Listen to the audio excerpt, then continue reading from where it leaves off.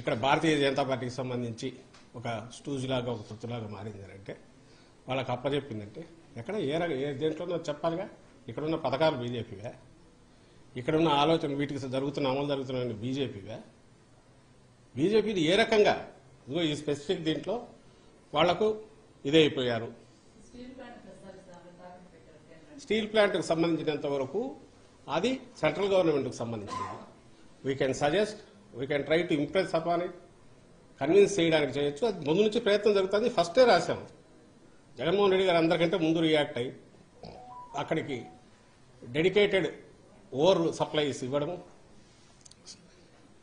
వాళ్ళ structure debt restructure చేసి further long period తీసుకొని రావడము, దానికి సెంట్రల్ గవర్నమెంట్ షూరిటీ ఇవ్వడము, అలాగే ల్యాండ్ సర్ప్లస్ ఉన్నవి ఏదైనా కొంత మార్కెటబిలిటీ ఉంటే వాటిని ఇచ్చేసి దానికి అవసరమైన దీన్ని పూల్ చేయడము, ఫండ్స్ పూల్ చేయడము, డెట్ తగ్గించుకోవడము, ఇవి చేసి నిలపండి.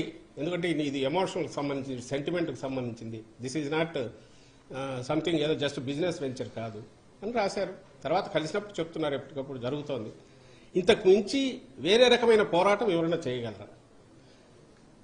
అక్కడ కాదు, కానీ ఆయన సమక్షంలోనే దాన్ని మెన్షన్ చేశారు. ప్రధానితో తాను పార్టిసిపేట్ చేసిన ఉత్తరాంధ్ర జిల్లాల్లో జరిగిన సభలో ఆ స్టేజ్ మీదనే స్పెషల్ స్టేటస్ ఒకటి ఇవి ఒకటి మెన్షన్ చేశారు. మనం డెమోక్రసీలో ఉన్నామా లేక ఇంకెక్కడ ఉన్నామా? స్టేట్ ఏం చేయాలి దీంట్లో? పోరాటం అనేది ఏంటి? దానికి నిర్వచనము, ఆ స్వరూపం ఎట్టుండాలో చెప్తే దాని ప్రకారం ఆలోచించవచ్చు. అవేమీ లేకుండా దాన్ని సాధించలేకపోయారు అంటే దానికి ఆన్సర్ ఏముంటుంది? ప్రయత్నాలు చేస్తున్నారా లేదా? ప్రయత్న లోపం ఉందా లేదా? సపోర్ట్ చేశారా? పొలిటికల్ పార్టీగా ఒక స్టేట్మెంట్ ఇట్ సెల్ఫ్ దానికే వాల్యూ ఉంటుంది. పొలిటికల్ పార్టీగా ప్రైవేటైజ్ చేయడానికి వైఎస్ఆర్సీపీ పాజిటివ్గా ఉందంటూ ఎవరన్నా స్టేట్మెంట్ ఇస్తే ఎస్ అది రాంగ్ అవుతుంది. ఎందుకంటే దట్ రిఫ్లెక్ట్స్ ఎంటైర్ ఈ పార్టీ మొత్తం దీన్ని రిఫ్లెక్ట్ కాదుగా.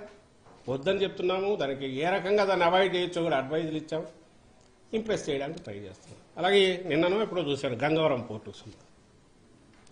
గంగవరం పోర్టుకు సంబంధించి మనకున్న పర్సెంటేజ్ ఏదైతే ఉందో అది దానికి బదులుగా వచ్చిన 600 కోట్లు మిగిలిన 3 పోర్టు డెవలప్మెంట్కి ఇప్పుడు ఏదైతే 13,000 కోట్లు 14,000 కోట్లతో డెవలప్ చేస్తున్నాం. మచిలీపట్నం, రామాయపట్నం, మచిలీపట్నం, మూలపేట 3 పోర్ట్స్కు అవసరమైన మన వాటా ఏదైతే ఉందో 3,000 కోట్లలో పార్ట్గా దాన్ని తీసుకొచ్చి ఇక్కడే పెట్టారు. ఎక్కడికి పోలా. ఒకటి. సెకండ్ థింగ్, దానివల్ల we have not lost our right. 33 years అది పీపీపీ మోడ్లో ఎక్కడున్నా కూడా 33 ఇయర్స్ తర్వాత మనకు మళ్ళీ గవర్నమెంట్కే వస్తుంది. ఇది కాక రెవెన్యూ షేరింగ్ ఏదైతే ఉందో సర్టన్ పర్సెంటేజ్ ఉంది, 2%, 1.5%, 2% ఉన్నట్టు అది కంటిన్యూ అవుతుంటుంది. ఒక పెద్ద ప్లేయర్ వచ్చి ఆపరేషన్స్ ఎక్స్పాండ్ చేస్తే, మోర్ బెర్త్స్ తీసుకొచ్చి బిజినెస్ యాక్టివిటీ పెరిగితే, రెవెన్యూ పెరిగితే దానికి తగినట్టు ఇది పెరుగుతుంది. ఇది ప్రపంచం మొత్తం చేస్తున్నది. అండ్ ఇప్పుడు టేక్ ఓవర్ చేసిన గ్రూప్ పెద్ద గ్రూపు దానికి ఉన్న వాటేమంటారు ఇందులో ఈ లాజిస్టిక్ రిలేటెడ్ దీంట్లో ఉన్న ఎక్స్పర్టైజ్ కానీ ఎక్స్పీరియన్స్ కానీ లేదా ఇన్వెస్ట్మెంట్ పెట్టగలిగింది కానీ ఆల్రెడీ వాళ్ళు ఇన్వెస్ట్మెంట్ కూడా పెంచి పెద్దది చేస్తున్నారు. ఆపరేషన్స్ పెరిగే కొద్దీ ట్యాక్స్ రూపంలో పెరుగుతుంది, ఈ 2% ఇది వచ్చేది పెరుగుతుంది, స్టేట్ రెవెన్యూ ఓవరాల్ పాజిటివ్ దీంట్లోకి పోతుంది. ఇట్లా ఆలోచించడంలో ఏ రకమైన ఇది ఉంది? ఆమె టక్కున ఒక మాట అనేసి 600 కోట్లకు 70,000 కోట్లు ఇది చేశారంటే దానికి తలా తోక ఉండే ఆర్గ్యుమెంట్ అనేది, దానికి ఎక్స్ప్లెనేషన్ ఇంత ఇవ్వాల్సి వస్తుంది. మణిపూర్ ఇష్యూ షర్మిలమ్మ వైఎస్ఆర్టీపీ అధ్యక్షురాలుగా ఎక్కడ తెలంగాణలో ఉన్నప్పుడే జరిగింది, మొదలు పెట్టింది. మరి అప్పుడు ఎందుకు మాట్లాడలేదో నాకు అర్థం కావట్లా. అప్పుడు ఆమె అజెండాలో ఎందుకు అర్థం లేదో నాకు అర్థం కావట్లా. మన ఆవేశంగా క్వశ్చన్ చేశారు జగన్మోహన్ రెడ్డి గారిని. మరి అక్కడ ఎందుకు మాట్లాడాల? అక్కడ ఎందుకు పోరాటం చేయలే? ఇక్కడ ఇచ్చిన ఆగానే నేరుగా బీజేపీ ఇది ఎంబూఆర్ అంటూ మణిపూర్ ఇష్యూ తీసుకొని దాన్ని పెట్టి క్రిస్టియన్ వీళ్ళకి అన్యాయం జరిగింది, ఉదయం గుండెలు మండిపోతున్నాయని ఎందుకన్నారు? అజెండా క్లియర్గా కనపడట్లేదా? ఇది ఆమె అనుకున్నది కాదు. చంద్రబాబు నాయుడు గారు ఆయన లక్ష్యం 2-3 ఉన్నాయి.